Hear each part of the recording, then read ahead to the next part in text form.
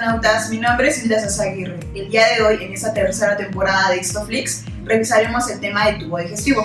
Esto lo haremos a través de 3 cápsulas. Espero que continúen con nosotros. Vamos a comenzar.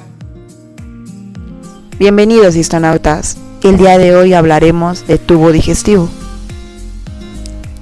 Vamos a comenzar con las generalidades de este tubo. El tubo digestivo es hueco, de diámetro variable y se extiende desde el extremo proximal del esófago hasta el extremo distal del conducto anal. Posee 4 capas que nos permitirán estudiarlo. Partiendo de la luz del tubo hacia el exterior, tendremos estas 4 capas. En primer lugar, una mucosa, por debajo de ella una submucosa, posteriormente una muscular externa y por último una serosa o una adventicia. Esto va a depender de qué parte del tubo estemos estudiando. Ahora pasemos a ver a grandes rasgos las generalidades de estas 4 capas.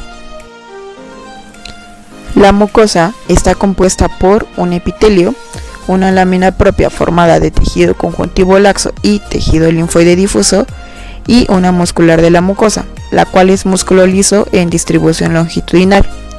La submucosa, por su parte, estará formada de tejido conjuntivo denso y contendrá al plexo de Meissner, o también llamado plexo submucoso, el cual está formado por ganglios parasimpáticos y fibras nerviosas. Asimismo, en esta capa podremos encontrar tejido linfoide asociado a mucosas. La muscular externa, la cual está formada por músculo liso con una distribución circular en su porción interna y longitudinal en la externa, y entre ambas capas de músculo tendremos el siguiente plexo, el cual recibe el nombre de Auerbach, que estará encargado de llevar a cabo la peristalsis. Y por último, una serosa o adventicia. Esto va a variar dependiendo de qué porción de este tubo estemos estudiando. Sin embargo, a grandes rasgos, ambas poseen tejido conjuntivo y la serosa se caracteriza por poseer aparte un mesotelio. Es importante recordar estas 4 capas, ya que de ahora en adelante vamos a ver las variaciones de las mismas a lo largo de todo el tubo. Comenzaremos por el esófago. Esta porción mide aproximadamente 25 centímetros y se encarga de conducir los alimentos y líquidos hacia el estómago. Lo estudiaremos con base en las 4 capas ya estudiadas, las cuales son mucosa, submucosa, muscular externa y adventicia. La mucosa está compuesta por un epitelio plano estratificado sin estrato córneo, el cual ayudará a soportar la fricción del paso de los alimentos. Por debajo, una lámina propia de tejido conjuntivo laxo con las células propias de este ya estudiadas en cápsulas anteriores, así como tejido linfoide difuso y glándulas mucosas, las cuales reciben el nombre de glándulas cardiales o cardíacas, y la muscular de la mucosa, la cual es músculo liso en sentido longitudinal. Cabe resaltar que esta capa, es decir la mucosa, forma pliegues longitudinales hacia la luz del tubo, que son visibles en un corte transversal.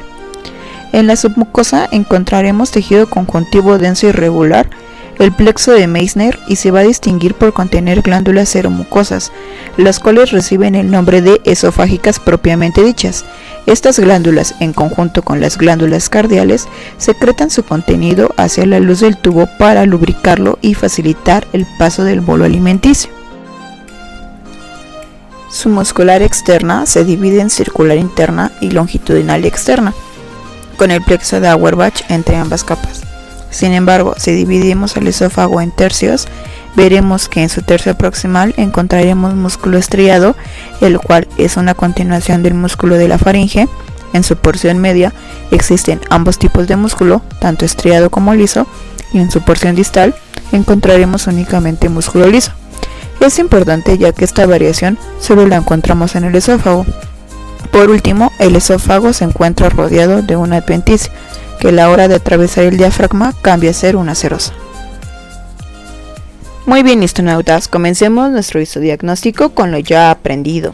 En esta fotomicrografía teñida con HE y a pequeños aumentos, logramos observar, partiendo desde la porción superior, un epitelio, el cual se caracteriza por ser de tipo plano estratificado sin estrato córneo, descansando sobre una membrana basal. Por debajo de esta tenemos la lámina propia, formada de tejido conjuntivo laxo, en la cual discurren tanto vasos sanguíneos como vasos linfáticos. Y en este corte en especial logramos observar una estructura prominente de forma circular con basofilia intensa, la cual corresponde a una estructura estudiada en segundo bloque.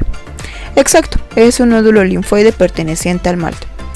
Asimismo tenemos la muscular de la mucosa, la cual es músculo liso que corre en sentido longitudinal, y por debajo de esta una submucosa, formada de tejido conjuntivo denso y la cual contiene a las glándulas esofágicas propiamente dichas, las cuales vierten su contenido seromucoso a la luz de la superficie, lubricando y facilitando el paso del bolo alimenticio.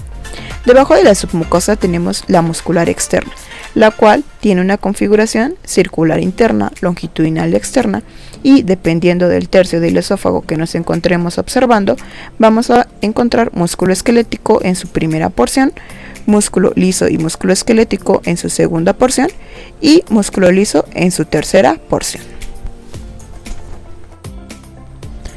En esta fotomicrografía a más grandes aumentos y teñida con tricómico de Masson, logramos observar mejor la mucosa y la submucosa. En rojo tenemos el epitelio plano estratificado sin estrato córneo, y por debajo de este, evidenciándose en azul, el tejido conjuntivo laxo perteneciente a la lámina propia. Asimismo tenemos de nuevo en rojo la muscular de la mucosa, la cual nos delimita a la mucosa de la submucosa. En azul de nuevo el tejido conjuntivo denso irregular perteneciente a la submucosa, e inmersa en ella las glándulas esofágicas propiamente dichas, en las cuales podemos observar adenómeros y conductos secretores. Aquí un conducto secretor y un adenómero, los cuales distinguimos por el tipo de epitelio que poseen. Asimismo observamos un vaso al lado de este cúmulo de glándulas. En esta fotomicrografía cabe recalcar que observamos dos estructuras importantes. En primer lugar y al centro del campo, las ya estudiadas glándulas esofágicas propiamente dichas, y en el centro de ellas su conducto excretor. Ahora bien, sabemos que nos encontramos en la submucosa, ya que por arriba de esta tenemos músculo liso correspondiente a la muscular de la mucosa. Y el siguiente punto a recalcar es que en este corte podemos evidenciar unas estructuras llamadas papilas dérmicas, que no son más que evaginaciones de la lámina propia hacia el epitelio, que nos ayudan a reforzar la unión entre ambas estructuras, es decir, epitelio y lámina propia. Por último, en esta fotomicrografía teñida con HE y a pequeños aumentos en un corte longitudinal del tubo a nivel del esófago, observamos los pliegues de mucosa, los cuales se orientan hacia la luz del tubo y se modifican cuando el bolo alimenticio cruza el esófago. Por último, pasemos a los histotips. Estos nos permitirán identificar el esófago. En primer lugar, recordemos que el esófago tiene un epitelio de tipo plano estratificado sin estrato córneo. Asimismo, en la mucosa y en la submucosa de este podemos encontrar glándulas seromucosas. Y por último, en la muscular externa del esófago podemos encontrar músculo esquelético y músculo liso, dependiendo del tercio que estemos estudiando. Estos son los datos que nos ayudarán a identificar el esófago cuando observemos al microscopio un corte de tubo digestivo y hablemos de este. Esto ha sido todo por esta cápsula. No olviden darnos like y seguirnos en nuestras redes sociales como Facebook, Instagram y YouTube. Asimismo, no olviden visitar la página del Departamento de Biología Celular y Tisular.